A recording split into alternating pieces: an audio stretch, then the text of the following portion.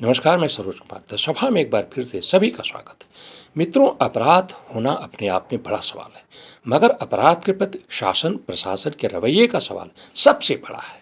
और यही सवाल बनारस में आईआईटी बीएचयू में छात्रा के साथ घटी दुष्कर्म की घटना को लेकर न सिर्फ बनारस और पूर्वांचल में बल्कि पूरे देश में हर किसी की जुबान पर तैर रहा है।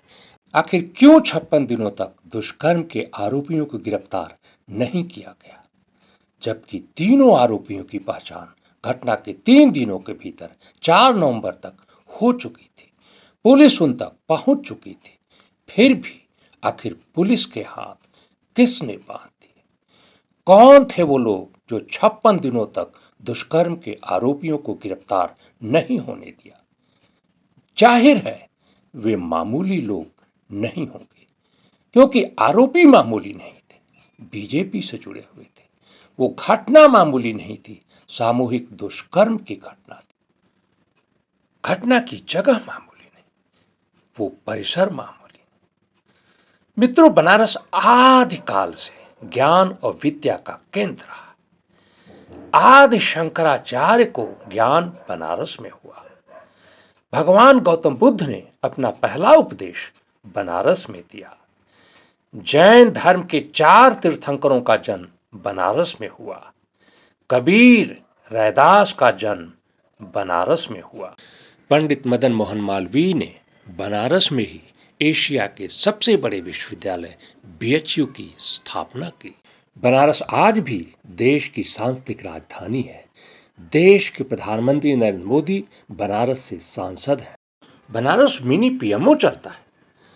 इन तमाम परिस्थितियों के बावजूद आईआईटी बीएचयू जैसी प्रतिष्ठित संस्था के भीतर सामूहिक दुष्कर्म जैसी घटना घट जाती है और तीनों आरोपियों को 56 दिनों तक गिरफ्तार नहीं किया जाता, तो आप समझ सकते हैं कि तीनों आरोपियों को बचाने वाले कौन लोग, कितने रसूखदार हैं।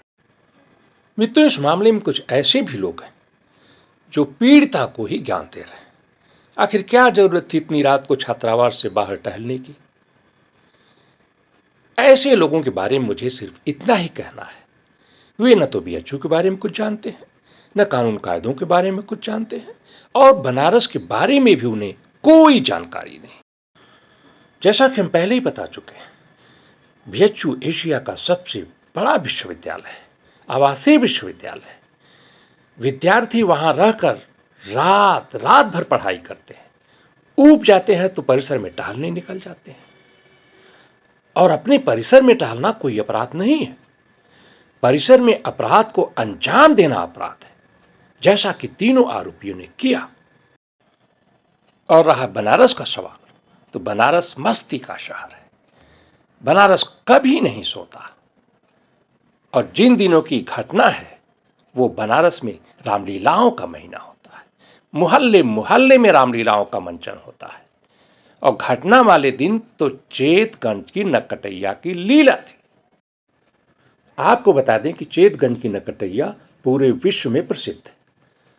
जिस तरह से रामनगर की रामलीला और नाटी इमली का भरत मिलाप प्रसिद्ध है, हजारों की भीड़ होती है।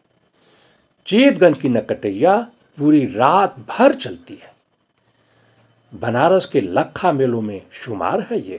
अब इसे दुर्भाग्य कहिए, जिस मर्यादा पुरुषोत्तम ने मानवीय मर्यादा की रक्षा के लिए सब कुछ त्याग दिया, उसी राम की रामलीला चेतगंज की नरकटिया को देखकर तीनों आरोपी बीएचयू जाते हैं और ऐसी घृणित घटना को अंजाम देकर मानवता की नाक कटा देते हैं। इसके बावजूद तीनों आरोपियों को 56 दिनों तक गिरफ्तार नहीं किया जाता। ठीक है, अब उन्हें गिरफ्तार कर जेल भेज दिया गया है, मगर उन्हें बचाने वाले अभी भी पर्दे के पीछे महफूज हैं। जब तक उन्हें गिरफ्तार कर सलाखों के पीछे नहीं भेजा जाता, तब तक इस मामले में पीड़िता के साथ पूरा न्याय नहीं होगा, कानून के साथ भी पूरा न्याय नहीं होगा। उम्मीद है जिस तरह तीनों आरोपियों को 56 दिन बाद ही सही गिरफ्तार कर जेल भेजा गया, उसी तरह एक न एक दिन उन्हें बचाने वालों को भी सलाखों के पीछे भेजा जाएगा, क्योंकि सरकार और प्रशासन की साख का सवाल है। तो मित्रों, आज के सभा में फिलहाल इतना ही। अपने विचार और सुझाव से हमें अवगत कराते रहें, कमेंट बॉक्स में जरूर लिखें। और हाँ, हमारी कहानी आपको ठीक लगे तो उसे लाइक करें, शेयर करें और चैनल को सब्सक्राइब भी करें। और चैनल को सब्सक्राइब करते समय घंटी वाला बटन जरूर दबाएं, क्योंकि उसके बगैर सब्सक्रिप्शन पूरा नहीं होता। दरअसल सब्सक्राइब करने का मतलब होता है कि जो भी नई कहानी हम अपलोड करें उसकी सूचना तत्काल आप तक पहुंच जाए। यदि आप घंटी का बटन नहीं दबाते हैं तो वो सूचना आप तक नहीं पहुंचेगी, फिर सब्सक्राइब करने का कोई मतलब नहीं रह जाता। तो जल्द मिलेंगे नई कहानी, नए विषय, नए मुद्दे के साथ। तब तक के लिए हमें दीजिए इजाजत।